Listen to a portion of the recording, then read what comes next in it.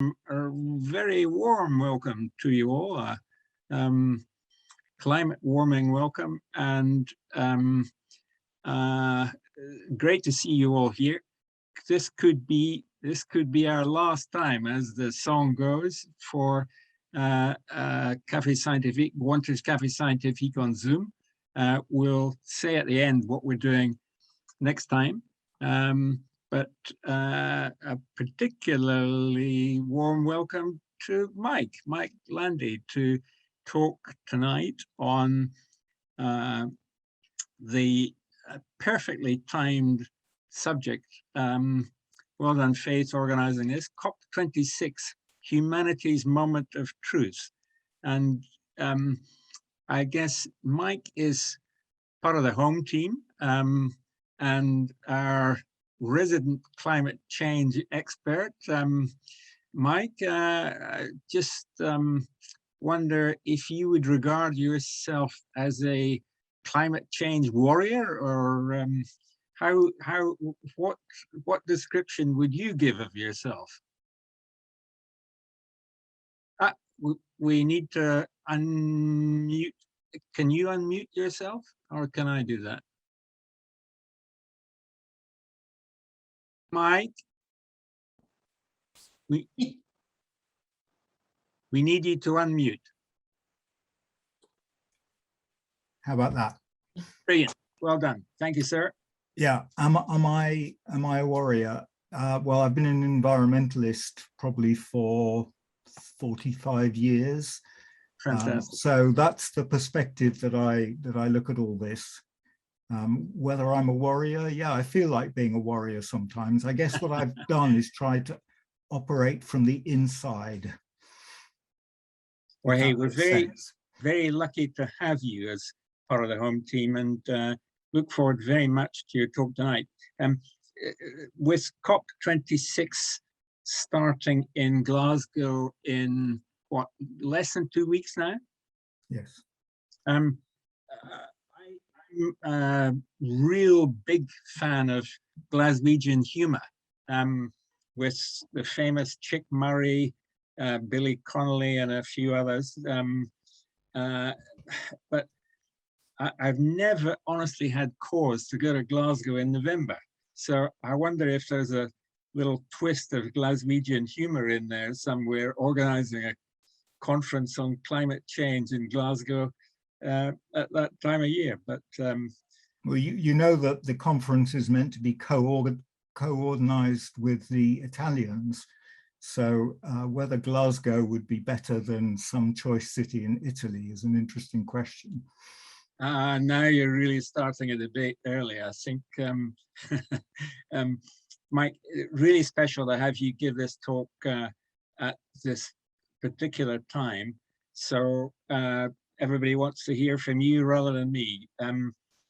Thank you very much for this, and over to you.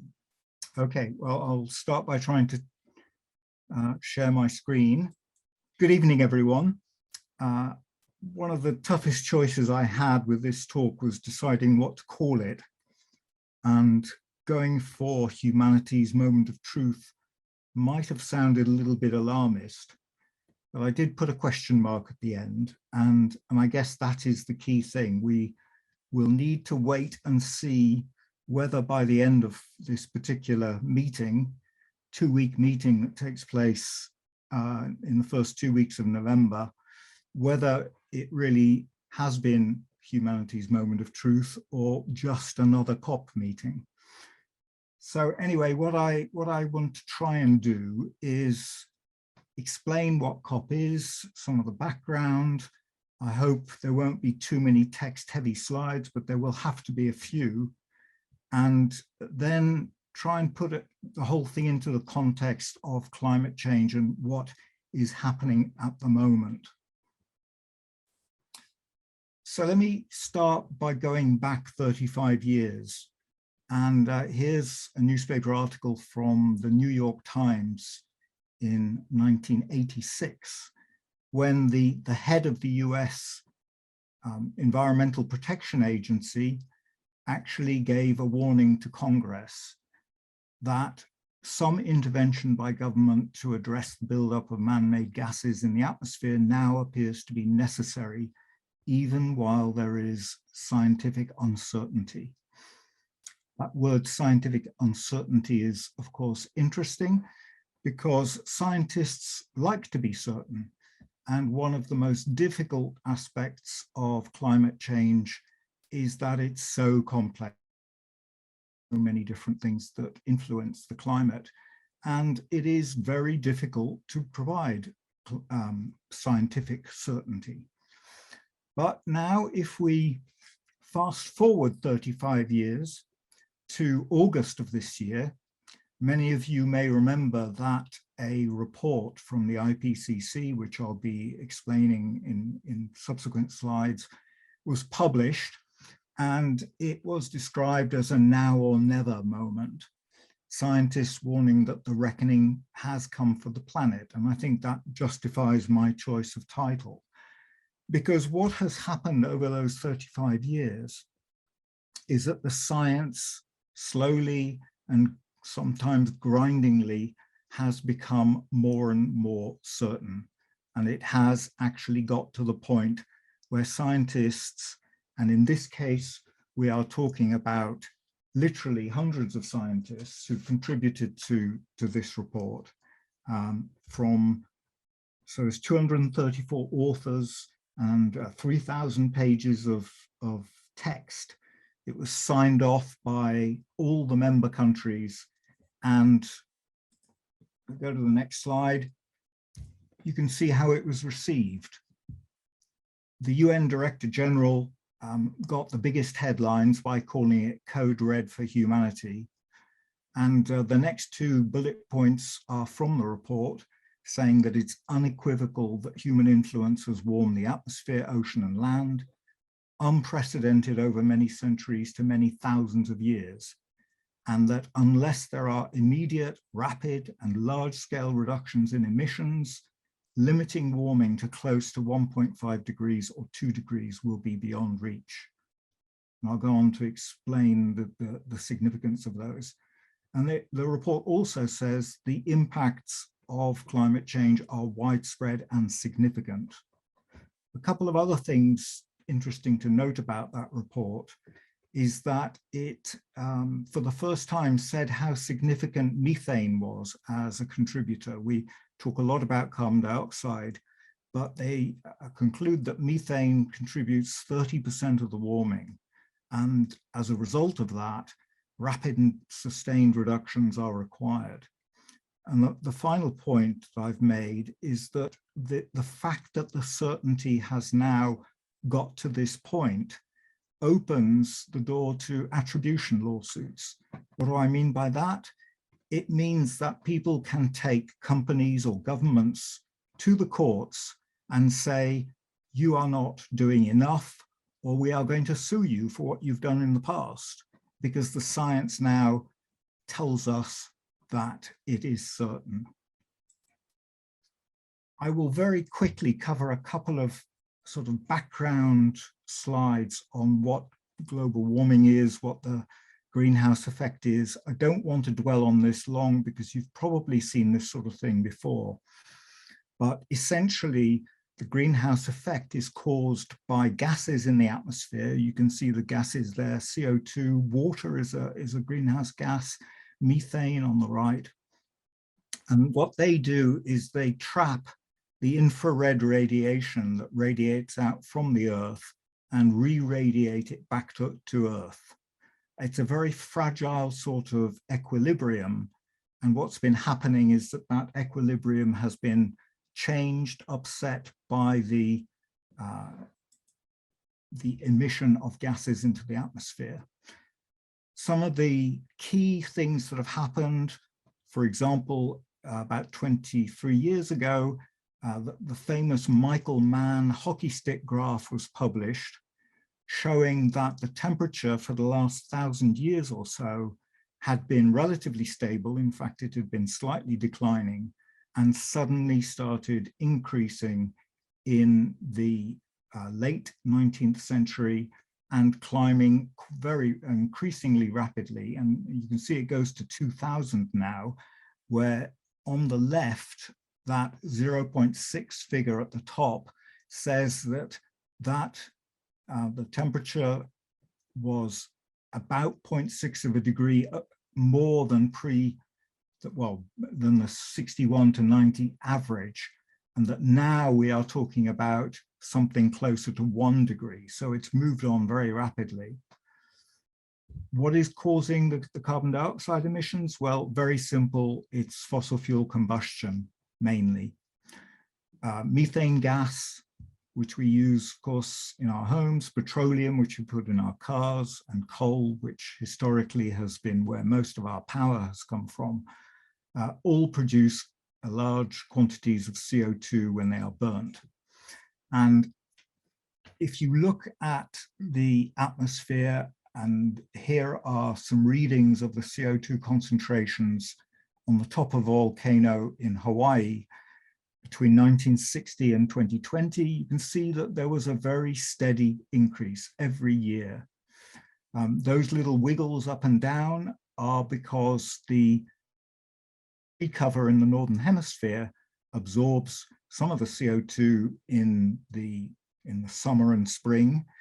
And then, of course, when you get to the winter, you go back down again. So there's this very clear annual cycle, which has resulted in a 50% increase since pre-industrial times of CO2. If you take a much longer look, and here you are going back 400,000 years, you can see that there are fluctuations in CO2 concentrations that take place.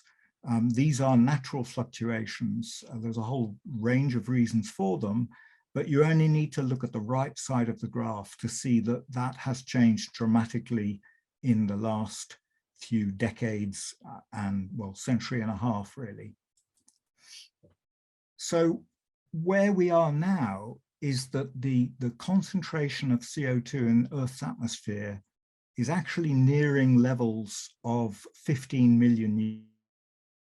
And if you look at the last time that CO2 was this high, temperatures were something like 3 to 4 degrees hotter, and sea levels were 20 meters higher. Now, that doesn't mean that it's going to happen quickly, but that is the sort of equilibrium position when you have those kinds of CO2 concentrations. What are the impacts of these kinds of increases in CO2? Well, there's a whole range of them. I'll put them up very quickly. We're talking accelerating snow and ice melt. A lot of that results in rising sea levels, warmer oceans, increased extreme and erratic weather, heat waves, droughts and wildfires, which of course is what we've been seeing this year, loss of biodiversity, acidification of the ocean, which affects the coral reefs and a number of other things, of course.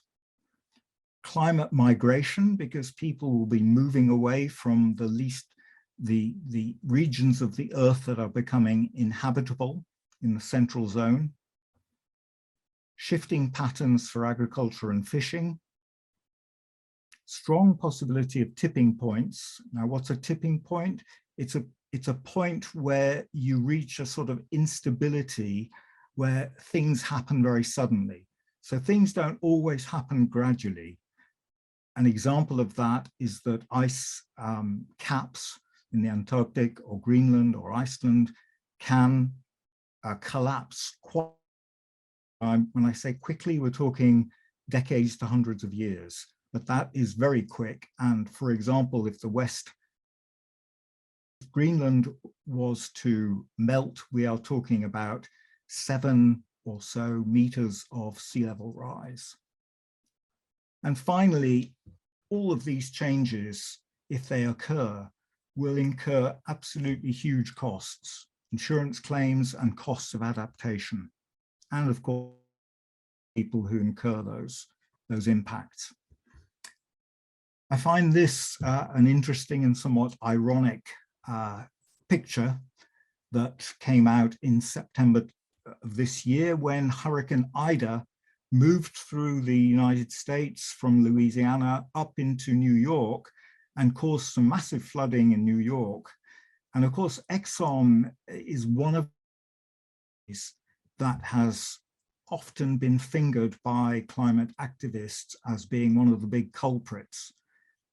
They did some studies in the early 1980s in which they basically, and these were internal studies, in which they knew pretty much exactly what was going to happen in terms of CO2 increases and the effect that it would have on temperature.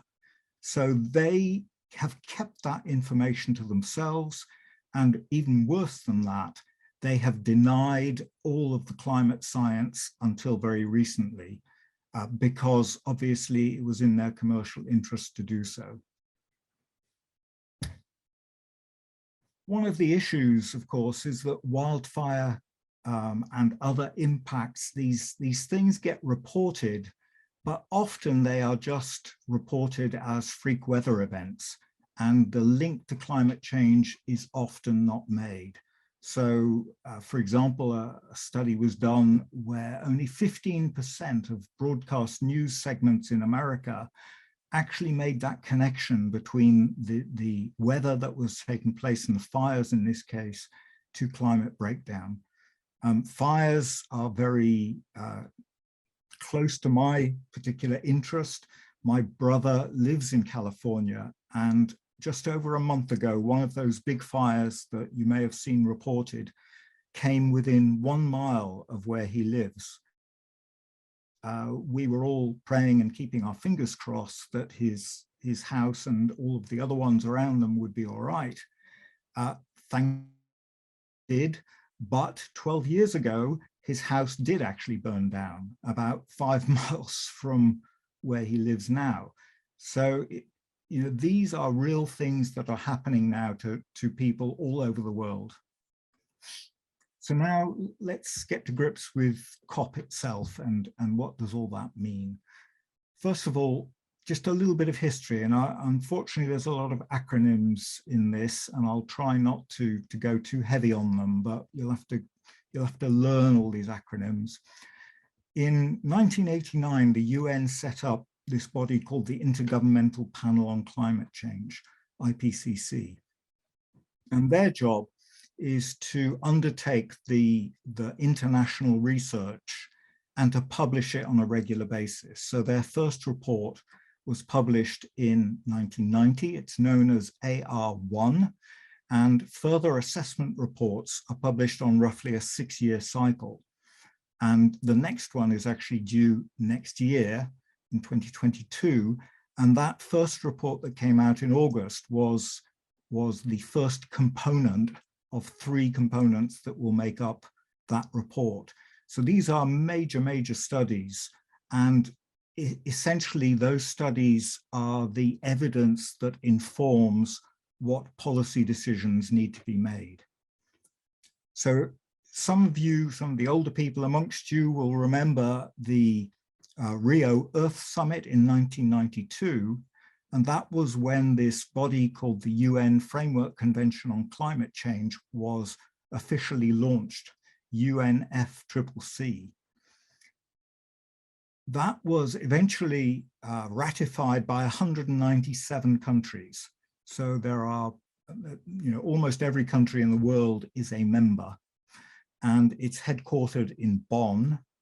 And one of the foundations of that treaty, industrial countries are really expected to do the most to cut emissions. So that in a way, it's obvious that that should be the case, but that is spelt out in the treaty.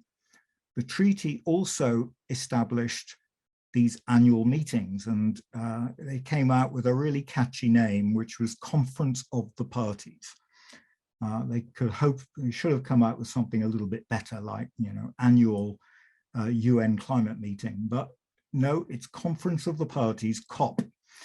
And what you'll gather from the fact that we are now in COP26 is that there have been 25 previous COPs which have been tackling the issues associated with climate change and trying to come up with measures that will effectively halt it or mitigate it. You could say it's a condemnation of the process that here we are 26 annual COPs later, and we are still essentially fighting the same fight. In terms of the treaty, it was very clear that the negotiations had to be inclusive, they had to be transparent, and that trust between all the different members is vital. Decisions have to be based on, so the watch phrase that they use is nothing is agreed unless everyone is agreed. As you can imagine, when you've got almost 200 countries with different approaches that they are going to have, it is very difficult to make progress in those kinds of circumstances. This is the most dense slide that I'm showing, but it is also important. The first COP took place in 1995, and the meetings are usually attended by governments. Well, they're always attended by governments who are doing the main negotiating, but they're also attended by all kinds of observers, NGOs, and other interested bodies. So you'll have up to 30,000 people attending these COP meetings. They are huge jamborees. Again, for those of you with long memories, the third COP, COP3 in 1997, established the Kyoto Protocol, which had legally binding emission cuts, but just for the industrialized countries, 2008 and 12, and then a second one called the Doha Agreement up to 2020. And those played their part, but those cuts that they were identifying were pretty limited. And in fact, the US, although it agreed to the Kyoto Protocol originally, it never got ratified in Congress, which meant that it was never really implemented properly in America. More recently, COP15 in Copenhagen was an attempt to move from the binding targets that had existed under Kyoto to non-binding pledges. And the question of a 2-degree limit first really came up then. Unfortunately, the meeting ended in chaos for a whole variety of reasons and was ineffective, which was a real shame because a lot of people hoped that that would really be a decision point for the UN. However, during that meeting, the richer countries did pledge to provide developing countries $100 billion a year to assist with both mitigation and adaptation. And I'll show you later in a slide how we're getting on with that. So much more recently, COP21 in Paris, 2015, the French, and I should mention that the meetings are always co-organized by the UN and the host country. So the French were in charge of trying to get something out of the Paris Agreement, and they pulled out all the diplomatic stops to reach an agreement which did come up with this pledge of keeping the increase in global average temperature this century to well below 2 degrees above pre-industrial, and to pursue efforts to limit the rise to 1.5 degrees. And the main difference is that these were not legally binding anymore. These were to be effectively pledges by countries, and these pledges are known as nationally determined contributions, NDCs. You'll see that quoted a lot in the COP process. So these are voluntary and non-binding, but one of the other main parts of the Paris Agreement was that they had to be basically reviewed and ratcheted up every 5 years.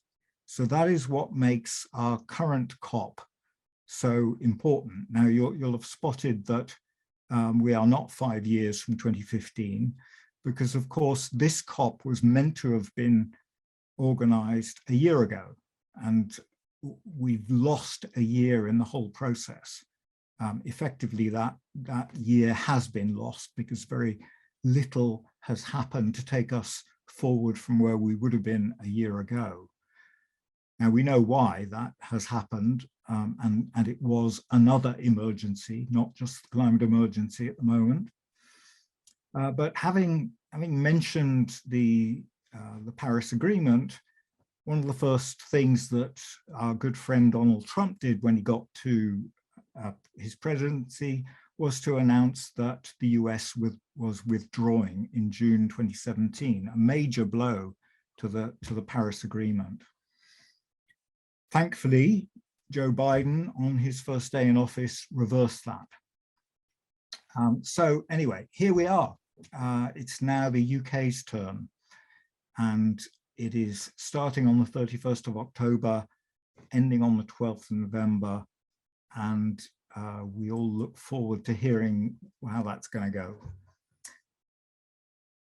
I guess this is one of my views of where we are at the moment, and particularly with the COVID emergency that we've had over the last year and a half, which really has been detrimental to the whole UN climate change process.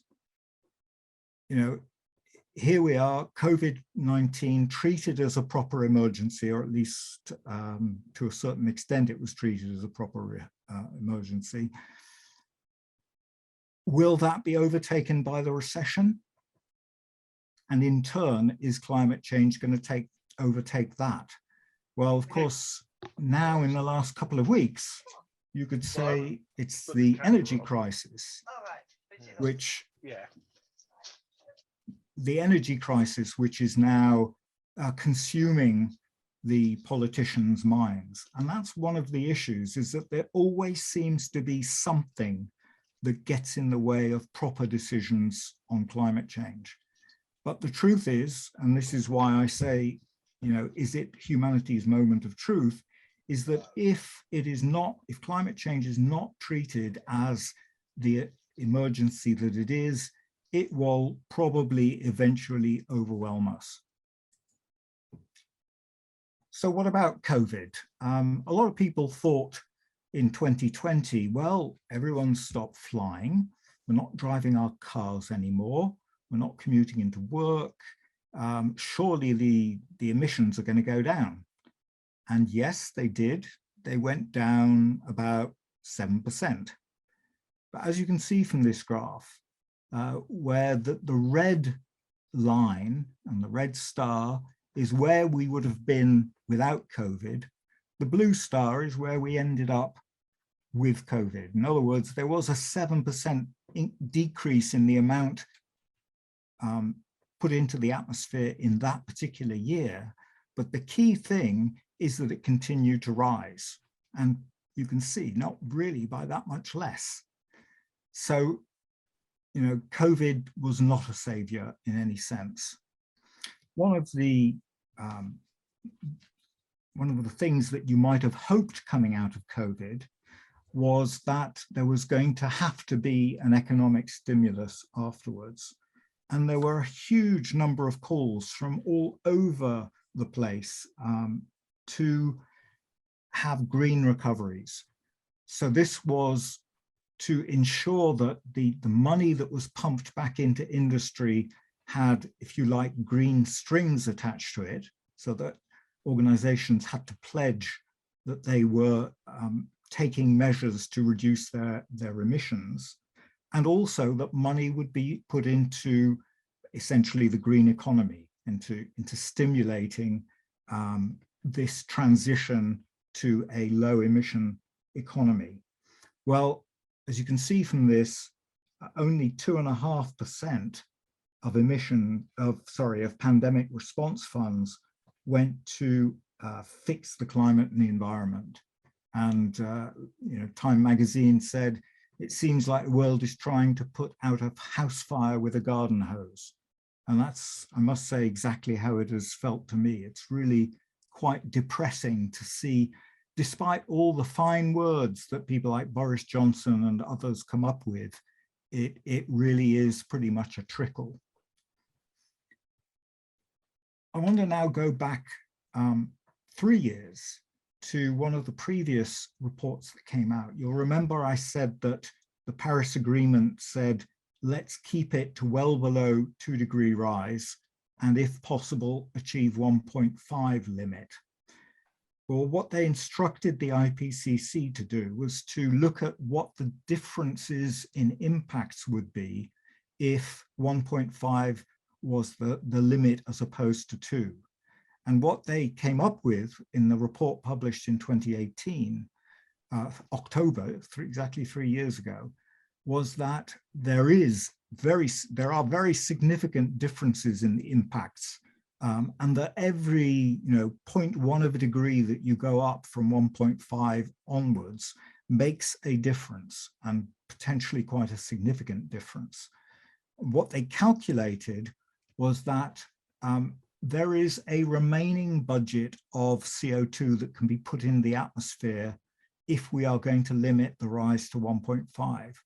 And you should bear in mind that at the moment, we already have about 1.1 or between 1.1 and 1.2 degrees of temperature rise. So we're not that far off the 1.5, but the calculation is that we would still be able to emit 570 gigatons of CO2 to achieve a 50% chance of limiting the temperature to 1.5.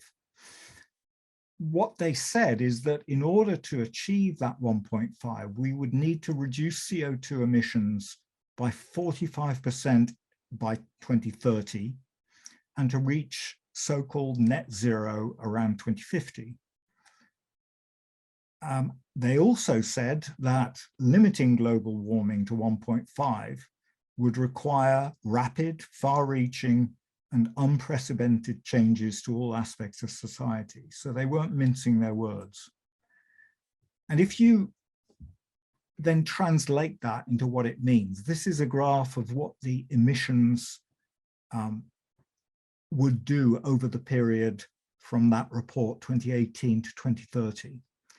And if you take the historical trend of increasing emissions every year, which is the red increase, you say, well, if we got to 2030, we would have used up all of that 570 gigatons of the budget. They basically were proposing is, well, let's take that and smear it out over the period to 2050. And that's where you get that requirement to basically halve the emissions by 2030. So that is the challenge that was set by that report. If you then look at how that pans out altogether, and you take the current policies around the world of different countries and sort of add them up all together, and there's an organization called Climate Action Tracker that does that on a regular basis, they say that the way current policies are formulated, we would end up with warming of between 1 and 3.1. If you then take the pledges that people made after the Paris Agreement, that might bring it down to 2.4. Optimistically, if you take the optimistic targets that countries have put forward, you're talking 2 degrees. In order to get to 1.5, you are looking at that green line and that very strong reduction. So what does net zero mean? I use that term net zero by 2050. And I ask the question, why do politicians and business like it so much? Well, the main reason they like it is that 2050 is a long time away. And that means that they can say, well, let's leave it to people in 10, 20 years' time.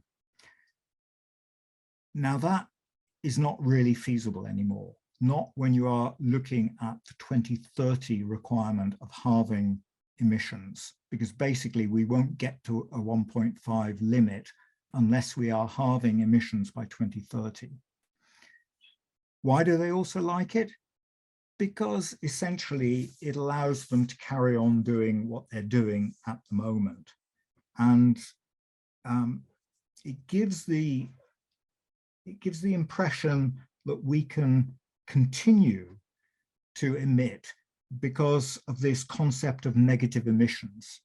What are meant by negative emissions or net zero means that the emissions that are put out by all the different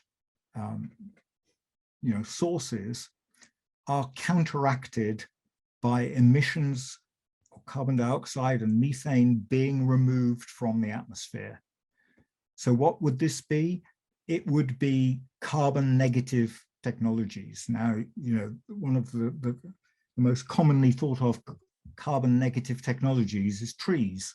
They absorb carbon dioxide. So there's been a lot of talk about covering huge areas of land throughout the world with trees wherever it's possible in order to soak up some of that CO2. The truth is that we don't really have a handle on how much CO2 can realistically be sucked out of the atmosphere. So although politicians and business like it very much, it's really an unknown quantity in many respects. It's relying on technologies that are either very expensive at the moment or will have to be developed over the next 10, 20 years.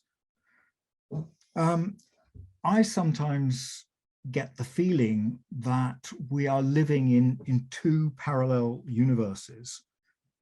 What do I mean by that? Well, there are lots of ambitious targets and pledges being made by politicians, by companies, by banks, but these are not mirrored by the hard plans and budgets and action on the ground.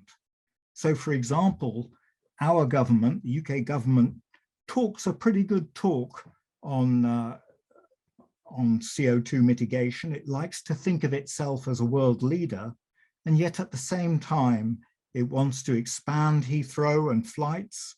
It wants to spend £27 billion on new roads. It wants to open new oil fields in the North Sea. It even wants to support a new coal mine in Cumbria. And those things are just totally impossible to reconcile. Let's now just think of where the UK is and which countries are the ones that have really made the biggest impact in terms of emissions. And I've got 3 slides here. These show what the cumulative emissions have been in 3 different timeframes. So it starts in 1850, and by the way, that URL there is a YouTube. It's an animation that Carbon Brief have done. They only published it a couple of weeks ago. Interesting to watch it. But you can see that in 1850, the US was well ahead, followed by Russia, China, India, and the UK in 5th position in terms of cumulative emissions into the atmosphere. Fast forward 100 years, and the US is even further in front. You have Russia still 2nd, and the UK now in 3rd position in terms of our cumulative impact in the year 1950 since 1850. And the little circle on the right also shows you what the remaining 1.5 degrees C budget is. So that was that figure that I put forward earlier, showing that in 1950, there was still room, quite a lot of room to achieve that 1.5 budget. The next one is where we are now in 2021. You can see that the US is still well out in front. China is now next, Russia, Brazil, Indonesia, etc., and the UK in 8th position. So we are definitely in that club of countries that have made the biggest impacts in terms of CO2 emissions. And you can also see that of that remaining 1.5 degrees C budget, we're now down to the last 14%. So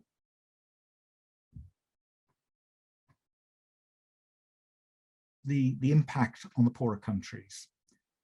And you go back to the fact that we have 200 countries that have signed up to the treaty. There's no doubt that developing countries have the smallest carbon footprints, but they also experience, on the whole, the greatest climate impacts. And one of the ironies is that you often don't hear about the impacts that they're experiencing. You hear about the forest fires in Australia and America, the floods in places like Germany and Belgium, sometimes China, but you don't hear about the things that are happening elsewhere. For example, the famine currently in Madagascar. And certainly, if you look at the figures and analyze where the carbon is coming from, a UN report showed that the world's wealthiest 1% account for more than the combined carbon emissions from the poorest 50% of people in the world. That's, in a way, that's a bit of a shocking statistic. But it also means that if we are going to solve the problem, then the top 10% of earners, if they are going to achieve the average 1.5 tons of CO2 per capita by 2030, would need to reduce their CO2 usage by something like a tenth, or sorry, to a tenth of what their current level is. And so the poorer nations quite legitimately look to the industrialized countries and say, you guys have created the problem. You guys have got to solve it. And your plans, as they have said recently, are basically just smoke and mirrors and must be urgently improved. So you've got to acknowledge that those countries have a very legitimate call on the industrialized countries doing a lot more. We have got to carry the can effectively. While we're on the question of justice, it's really important to also talk about these three things: that any climate measures have got to be underpinned by social justice, meaning that in society, who often are the ones that suffer the most from the impacts, must be protected, whereas the older people, the richer people, will generally be able to cope with higher cost energy, higher cost food, higher cost travel. People at the bottom of the scale can't. So the measures that are brought forward have got to take that into account. Similarly, young people really are the ones who are going to be bearing the greatest brunt of this. And it is not really fair for our generation. I include myself in the older generation. We should not be handing the problem on to younger people, which of course is what some of the politicians would love to do.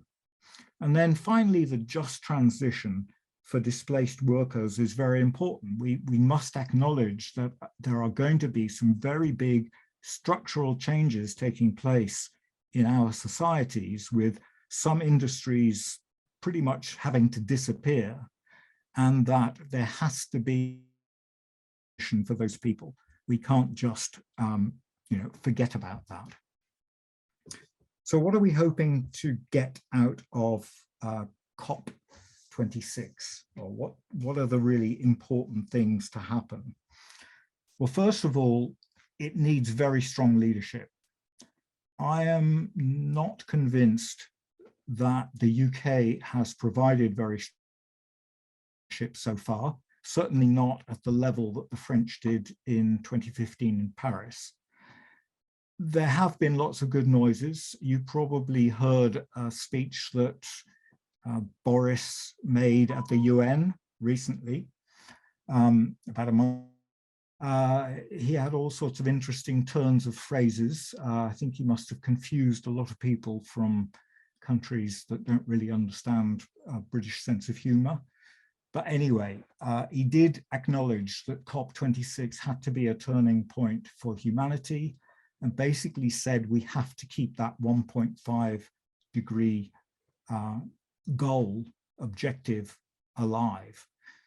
He has declared his mantra for COP as coal, cars, cash and trees, which is typical Boris. Coal, because we've got to phase coal out as rapidly as possible. Cars, because these are going to have to be converted, transport is going to have to be converted to a non-fossil fuel basis. Cash, because the developed cough up that 100 billion to the developing world. And trees, because obviously that's one means of mitigating the impact. So what does it boil down to? It really boils down to these national pledges, some of which have already been made, some of which we are still waiting for. And essentially, you know, the watchword is ambition, ambition, ambition. They have to be very ambitious if the 1.5 degree by 2030 is going to, sorry, by 2050 is going to be achieved, and the halving of emissions by. So that is what people are going to be really focusing on. Are the pledges that are being made going to get us onto that trajectory by 2030? Well, if you look at the pledges made to date, that certainly is not the case. They simply continue the rise that we have seen historically, because many countries, particularly developing countries or less developed countries, China in particular, the output of CO2 continues to rise. And if you take the current national pledges and say, well, how does that translate into a temperature rise? We are looking at something like 2.7 degrees by 2100. So we are well off where we need to be. The other factor is, can those pledges actually be translated into real cuts in emissions? And if you take the US as an example, Biden came into office very gung-ho about climate change and about bringing good policies through. He's put some very clear and far-reaching policies to Congress, but he can't even get his own party to sign them off. They were meant to have been signed off about a week ago. We are talking about two particular bills which amount to something like $4.5 trillion, not all towards climate change. Some of it goes to social programs, but it would make a huge impact in getting America turning its ship around. And he can't get them through Congress because there are two members of the Democratic Party in the Senate who are refusing to go along with it. And he needs every single member of his party to vote for those bills because the Republicans refuse to go along with it. Also, what will countries like China, Russia, India, and Australia that have yet to really nail their colors to the mast do? And particularly, you've got countries like Australia, which is really essentially going against the grain for a developed country. If you look at the countries here that have made net zero emissions commitments, those are the pink countries, it looks pretty impressive. There are some notable ones that are missing. China has made a promise. It's not by 2050, it's by 2060. But the key issue is whether those get translated into 2030 pledges. And if you look at the money side of things, it doesn't look much better. You remember that it was in Copenhagen in 2009 that pledge was made to give 100 million or to provide $100 billion of finance to developing countries. And you can see it's been a pretty stuttering start. going in 2013 from just over 50 billion. It's got up in 2019 to 80 billion. There's been a lot of talk in the last few weeks about, can we get it up to 100 billion? The Americans in the UN said, well, we'll double our pledge from 5 to, I think it was 11 billion. And the developing countries are really going to be looking at that number. Is it going to reach 100 billion? But note that it isn't money just being given. 75% of this is being provided as loans. So that is going to be a key thing to look out for. This may feel rather arcane, but one of the main things that needs to be agreed at COP26 is what they call the rule book for Paris Article 6. That's all about how the country-to-country trading might work, where one country might have overachieved so that another country can basically buy emissions credits from them. And there has to be some sort of international carbon market that is created in order to achieve that. If you look at present, only something like 22% of global emissions are covered by carbon pricing. And that pricing averages across those 22% at $3 a ton, which is almost worthless. A study by the OECD earlier this year said that something like $150 a ton on carbon would need to be implemented if that market mechanism is going to achieve the 1.5C limit. You know, you could describe the fact that carbon is emitted for free as one of the greatest market failures that humanity has ever created, because there essentially until recently has been no cost at all associated with pumping all these gases into the atmosphere. So agreeing a carbon figure and an international market is actually really crucial. I'm coming near the end now. So what are some other considerations? Well, one of them is the cost.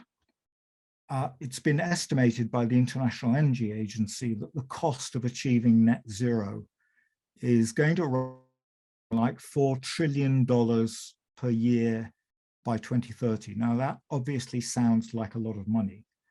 It's clearly spread across the whole world. But what's really significant and that people have got to remember is how, whatever that figure is, it is significantly cheaper than doing nothing. Of coping with the impacts of temperatures is going to completely outshadow the $4 trillion that we are talking about there. This other business of CO2 removal from either the flue gases or the atmosphere is going to be a crucial question. Those are the carbon negative technologies. Are we going to come up with any sort of system that allows us to control those and to do it at an economic price? And there is a lot of investment going into that area, but at the moment, there's no particular prospect of those being economic. I've added this carbon offsets. There's a lot of offsetting systems that exist out there now so that you can buy your peace of mind and say that you've done your bit. Most of those carbon offsets are unregulated and probably not worth investing in. So one of the key issues to do with these international carbon markets, can we begin to bring a bit of regulation in them so that they can be relied upon? Otherwise, it will sort of remain a bit of a joke. And finally, it is extraordinary to think that fossil fuels are still being subsidized. And the International Monetary Fund recently said that they are being subsidized to the tune of $11 million per minute. That mind-boggling figure is because the IMF took into account a cost of carbon, which it put at something like $60 per ton. But that just shows you, and this is something that has been on the agenda for years and years and years, and every year the developed countries agree that they must do away these subsidies, and it never seems to happen. And finally, Greta's view.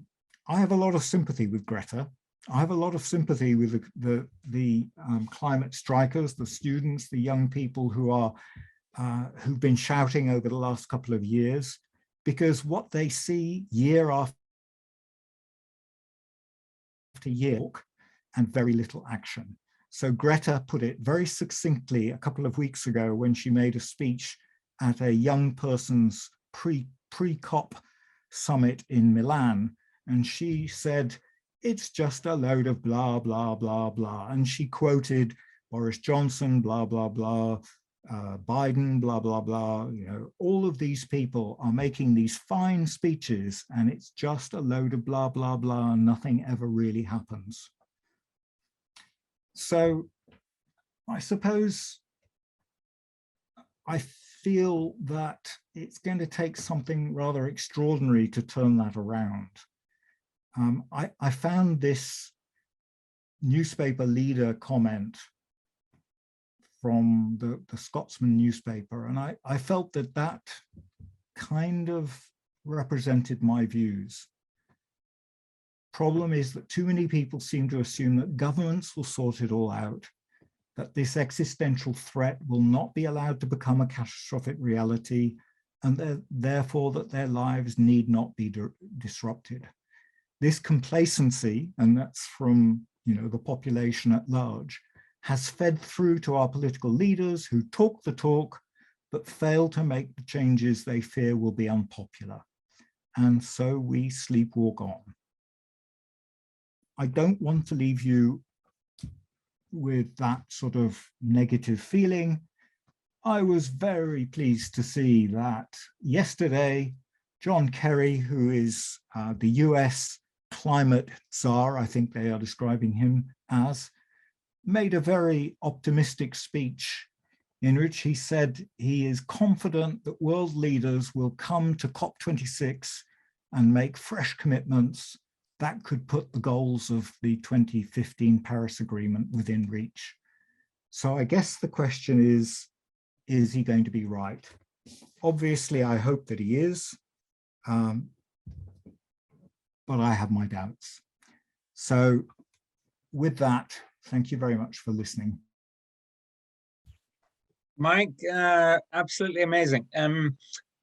Really thank you very, very much.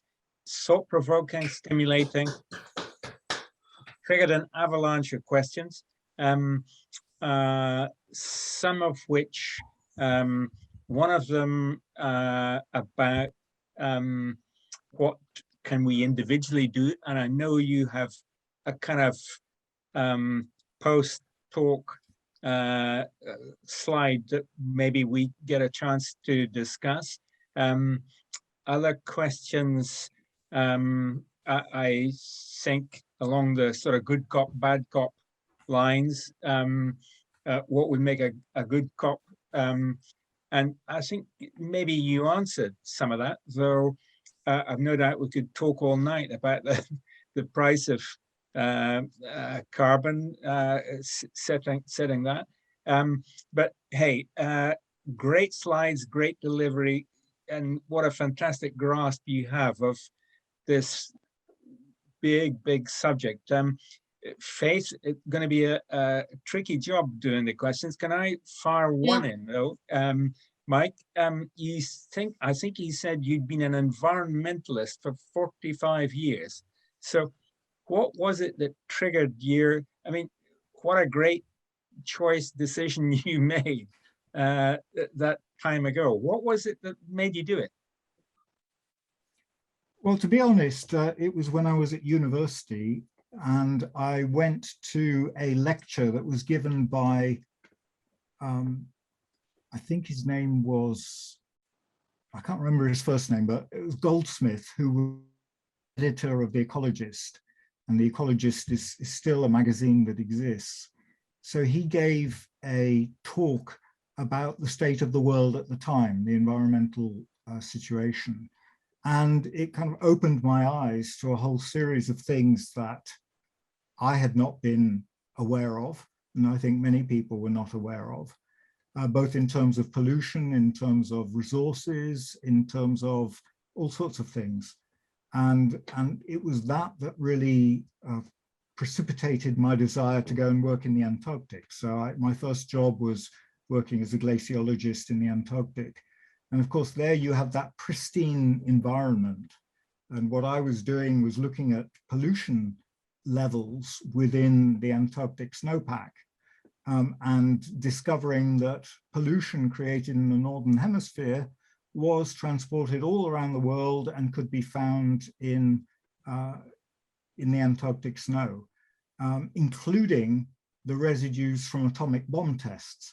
So that sort of experience made me realize that that was actually a crucial thing that people needed to work on. And after I was a chemist originally, I was a chemist, glaciologist, but I decided that energy was actually the key area. And interestingly enough, one of my main motivations wasn't environmental, it was more to do with energy security.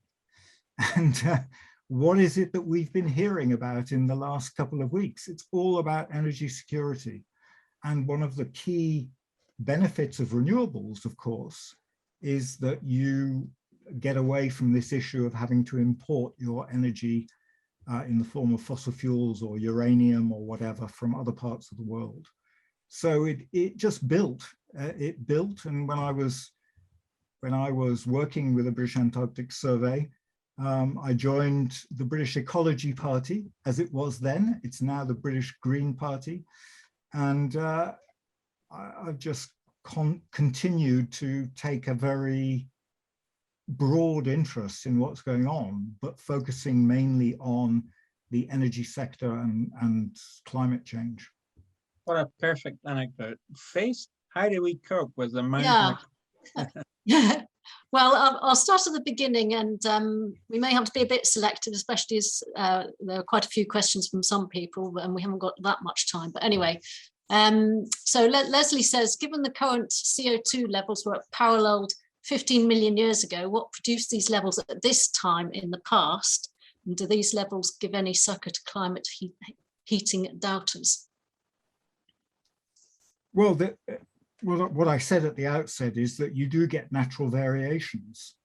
If you go back over the lifetime of the Earth, you can find situations where the Earth was in something called a hothouse stage, not dissimilar to some of the other planets in our solar system, where the temperatures were extremely high. And you also had situations where actually the Earth froze like a sort of snowball. And those changes have been precipitated by a whole range of different things. There are natural variations to do with the Earth's orbit. Those take place over literally hundreds of, or can take place over hundreds of thousands of years. So some of these things are down to natural impacts. In the early lifetime of the Earth, a lot of CO2 was put into the atmosphere through volcanic activity. And what has happened over more recent years is that you end up with a kind of equilibrium, an equilibrium which essentially has allowed our current ecosystems to develop over a long period of time. And what we have done now is dramatically change that equilibrium. So I think the question is, how long, if those were the CO2 levels when the temperatures were that much higher and the sea levels were that much higher, then how long will it take for Earth to move in that direction? And I think the whole question is, can we risk it? And the answer is clearly no. We've got to adopt a precautionary approach and basically say we don't know what can happen in the future. There are lots of things that are happening at the moment. For example, the Amazon, which used to be a major factor in drawing carbon dioxide out of the atmosphere, because of all the trees that have been cut down and the burning that's taken place, it's actually in recent years morphed into a net emitter of carbon as opposed to a net sink. And those sorts of things have a huge impact. I talked about tipping points. There are a whole range of things that could end up as tipping points. For example, the release of methane from permafrost in the Northern Hemisphere. If suddenly you get to a temperature, and I should add that the north of the world, the Arctic area, is warming at twice the rate of the rest of the world. If you go past a certain threshold, then that methane may start escaping in huge quantities. It's those kinds of things that are really difficult to determine. And basically, do you want to chance it? Okay, Colin's put a few things down. I'll go to this one. If you look at any serious predictions of future energy use, while renewables will increase, fossil fuel production will continue to increase over the next 30 years. So CO2 production will continue on the current trajectory. So we need to look at mitigation. Well, you covered that really, mitigation rather than fossil fuel reduction. I guess we need to look at both really, don't we? Yeah, I mean, if you look at the business plans of the oil companies, they all say that they're moving towards net zero themselves, but only net zero in their operations. What they still are intending to do is to continue to produce huge quantities of fossil fuels. The International Energy Agency, which was originally set up as a kind of club of fossil fuel producing countries, and developed countries, actually came out earlier this year and said we must not have any new fossil fuel production facilities at all. We've got to stop it, which was pretty radical for them to say. Now, of course, the Shells and the BPs and the Exxons of this world want to continue with their business plan, and they have huge financial clout, of course, to oil the wheels of the politicians. And I think they assume that somehow these negative carbon technologies will allow them to just keep doing what they've been doing in the past. Now, I do recognize that you can't just turn a switch and renewables suddenly take over from what fossil fuels have been doing. There has to be a transition, but the key thing is that it's got to be a really concerted effort to do that really quickly. And at the moment, it feels like we're still kind of tinkering. And you saw that the pledges are still amounting to a 16% increase in emissions. That's even with the various country pledges that are being made. Mike, don't you take some encouragement, though, from the investment community who appear to be kind of holding Exxon and Chevron and the like a bit more by the lapels than they used to? A little bit. You see conflicting information about that. There's certainly a lot more interest in green investing now, which is great. That's something that I can cover if I talk about personal activities. But then there was another report that came out a day or two ago saying that actually the banks on the whole have very close ties to these multinational fossil fuel companies, and that, it comes back a little bit to those parallel universes that I was talking about. There's the parallel universe of the statements that they make, parallel universe of what's actually happening on the ground. And there's a world of difference. Can we just go to Phil's question? How could the issue of carbon leakage be resolved so that potentially cleaner, higher regulated industrial production in the UK isn't exported to worse producers elsewhere? Yeah, I mean, carbon leakage, that is the term that's given to what's happened over the last 20, 30 years, where the UK used to manufacture most of the things that we used. And of course, now most of those things are manufactured in places like China and the Far East. Mm. And therefore, if you look at the government statistics for UK emissions reductions, they talk about sort of 40-odd% reductions since 1990. That is true, but that's because a lot of those emissions have been exported to China and other countries. And if you actually take the consumption statistics of what we are responsible for in this country, the reductions have been less than half that. So you're probably talking more like 15 to 20% reduction in emissions. So carbon leakage is a huge issue. What the European Union did in setting out their climate policy was saying we are going to tax the goods coming into our country so that the carbon involved in their production is included in the price. And what that means is, I mean, that will have a number of benefits. One, it'll cause, well, hopefully result in the Chinese focusing more on reducing their carbon utilization, because of course they are building coal-fired power stations like there's no tomorrow at the moment. But it will also mean that if that tax is implemented, some of those jobs may well come back to our countries, which would obviously be a good thing. Mike Simmons asks if what you think a good outcome from COP26 would be. Would it be something like imposition of a carbon tax of $100 per tonne? Something else? Yeah, well, I was going to talk about the good cop, bad cop. It's a tricky one. I think that a clear set of pledges for 2030 is going to be really, really important. And these are going to have to be, not woolly pledges, but very precise.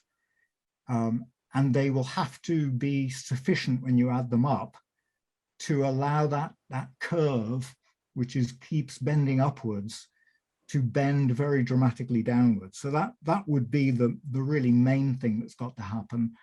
I think this Article 6 rules on carbon, and that's really important. Since Paris, every subsequent COP has been debating this, and they have not managed to find solutions to it. So if they could come up with a way to do that, and it would probably involve those carbon costs only being applied to certain countries and maybe in some escalating form, then that would clearly be wonderful. But I think there also has to be a sort of realization coming out of COP and this whole process that it's not going to be pain-free. There are going to have to be changes that take place in the way society operates, in the way we do things. We won't necessarily be able to travel as much or as freely as we've done in the past. We won't necessarily be able to do some of those. Some things will have to get more expensive because that is the only realistic way of bringing that carbon cost into the equation. And that won't necessarily be popular. In the last 2 or 3 weeks with the energy crisis, as it's now being talked about, with gas going up and electricity going up, you can see the knives being sharpened. There's this wonderful publication called Carbon Brief that comes out every day, and it summarizes what the newspapers are saying.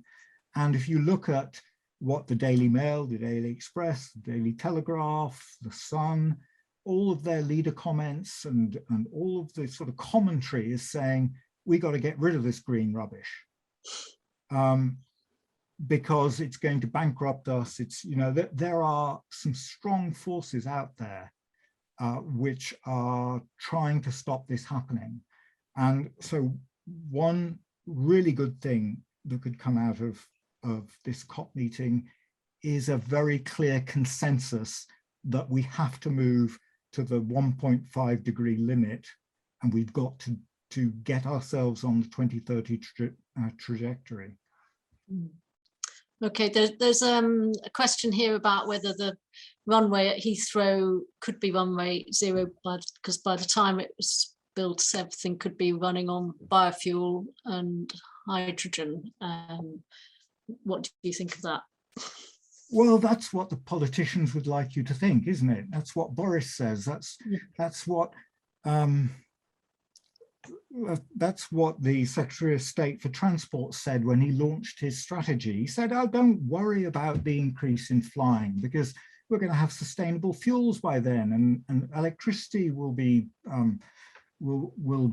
powering all our aircraft in due course." Well, that would be a wonderful thing if it happens, but for one thing, there ain't going to be enough biofuels to go round for all the different requirements. You know, we want to plant a lot of trees, but we don't want to cut them down and turn them into biofuels necessarily. We need some, you know, there are going to be some applications. I totally accept that there are going to be some applications that are going to have to continue using fossil fuels, and so some negative technologies will be required. But I think a lot of the opinions you hear, particularly from politicians and the incumbent industries, is sort of myth. You know, that it's wishful thinking, and I am not confident that those things are going to happen in the way that those people think they are. Okay, so how are we doing in terms of time? I'm just thinking. Yeah, we are over our, I mean, we can carry on a little bit if there are still quite a lot of questions, but it's up to Mike. Are you getting hoarse? A little bit, but my voice hasn't gone yet. No. How fast could we go through those supplementary slides, Mike? I'll go through them quickly. Sorry, are you going to go through your slide? I'll do them really quickly. I will. Okay. So I'm screen sharing again. Can you see them? Good. Okay, let me. So that I have a slide that I put together. Basically, what can you do as an individual? And I'll go through it at a gallop.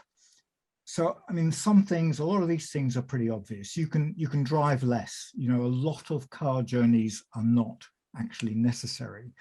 You can walk, you can cycle. Of course, we need good cycleways in order to facilitate that. Working from home has been great from the point of view of reducing commuting, and it would be nice if that continues. So I was not pleased to hear the politicians saying, "Oh, we all need to go back to our offices now," because I think the fact that we were doing a lot of things remotely was a really good move. You know, you can eat a lot less meat. Meat is a significant culprit when it comes to food, and transition to a plant-based diet. It's something that we've been doing in our household. We now eat meat, but only rarely. And I wouldn't say I particularly miss it. I certainly miss it a lot less than I thought I would.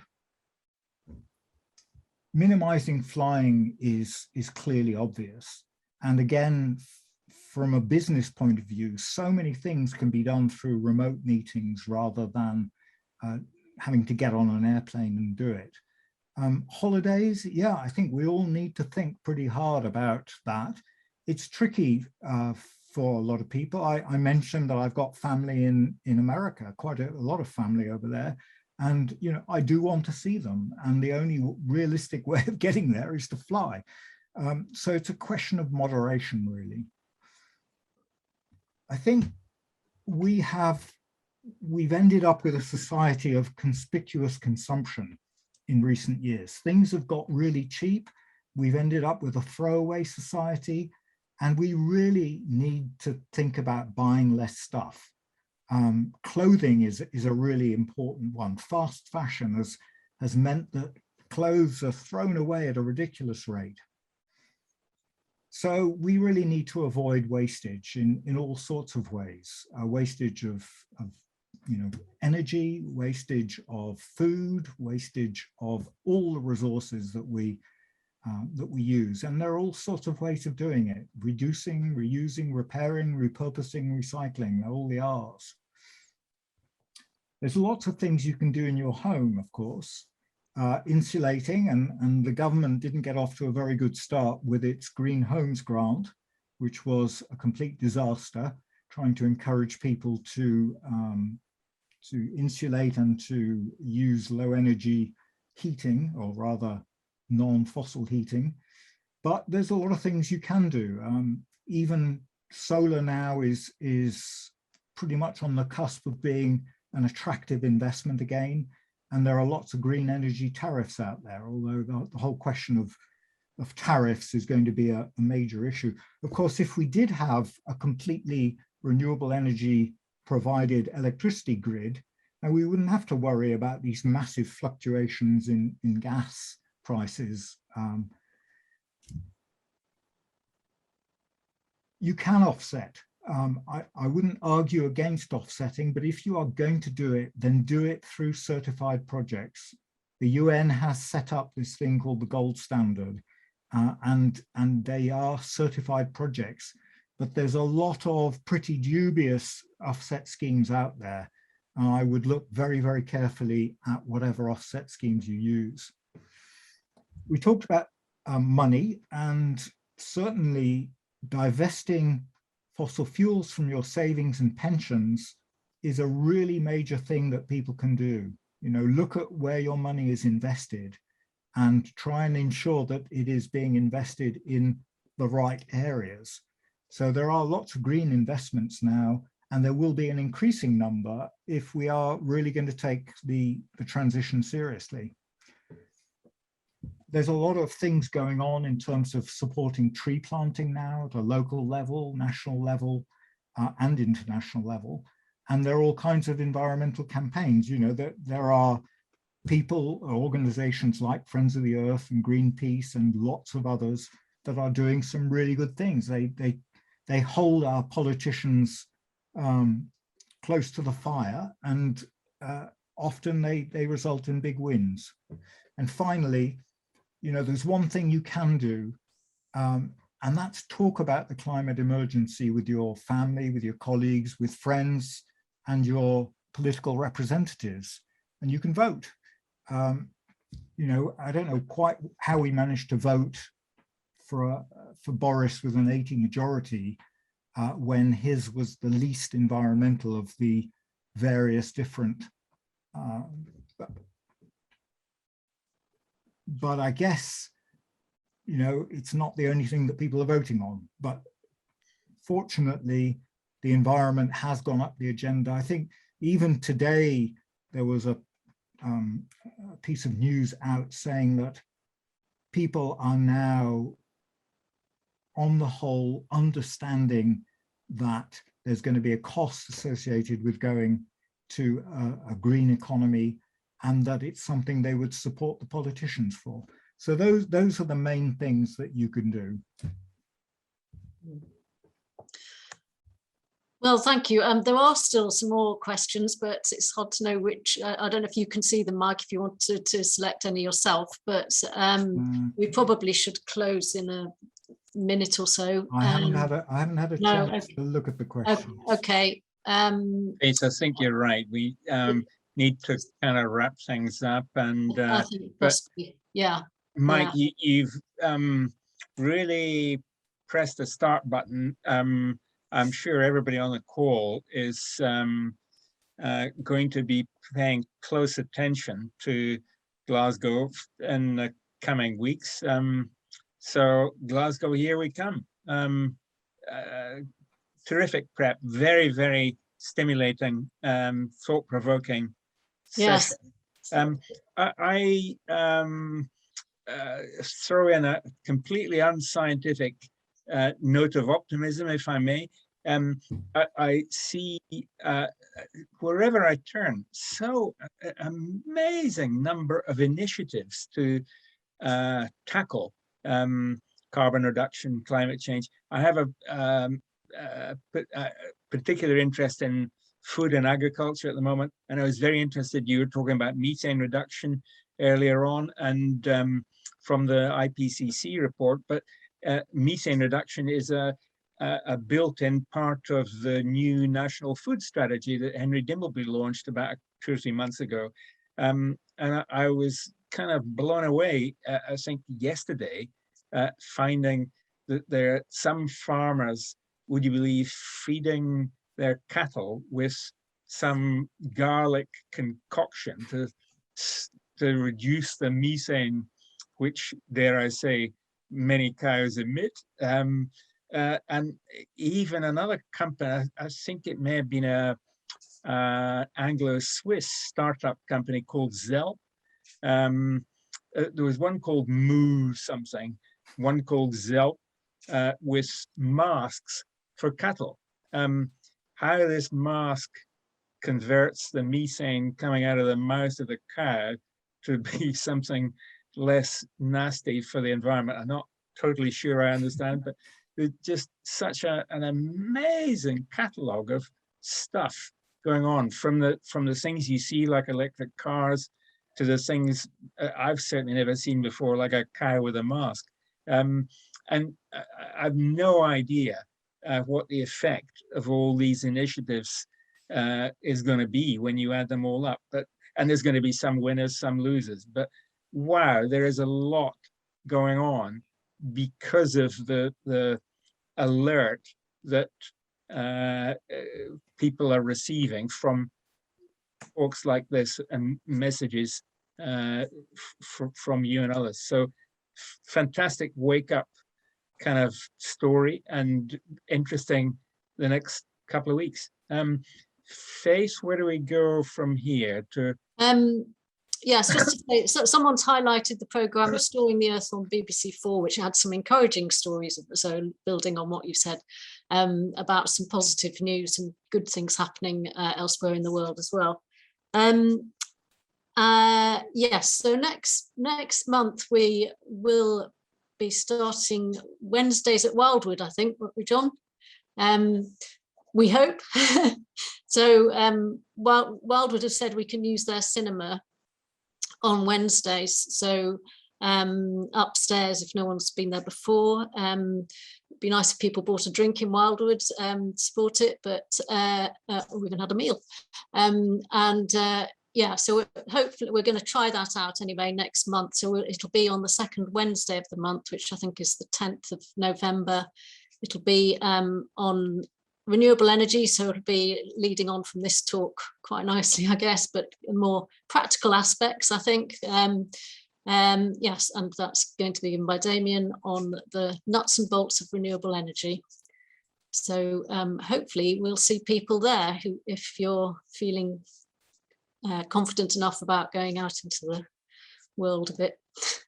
That'd be fantastic. Really look forward to seeing as many people as possible who can get along next month to listen to Damien Brackett's Culture we're talking about. But right now, Mike, brilliant evening. Thank you very, very much indeed. The last Zoom man standing you are goes down absolutely in history for all time. Faith, anything else? Or no, just to remind people that the talk is being recorded if they want to,